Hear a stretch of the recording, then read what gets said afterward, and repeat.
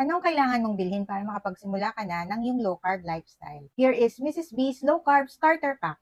First sa ating starter pack ay coffee or kape. Pwedeng instant coffee, pwede ding brewed coffee, pwedeng coffee beans, or any kind of coffee, basta purong black coffee lang, hindi siya sweetened. At hindi din 3-in-1. Just plain black coffee. Second sa ating starter pack, since tayo ay magluluto, importante meron tayong tamang cooking oil.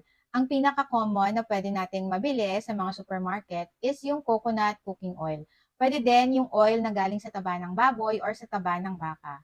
Basta tandaan na iwasan nating bumili ng vegetable oil such as canola oil or soybean oil dahil yung mga gantong oils ay nakakakos ng inflammation. Third sa ating list ay syempre yung ating lulutuin and ang pinaka-basic na pasok sa ating way of eating ay itlog. So any kind of egg will do. Chicken egg, quail egg, duck egg, basta any kind of egg will do.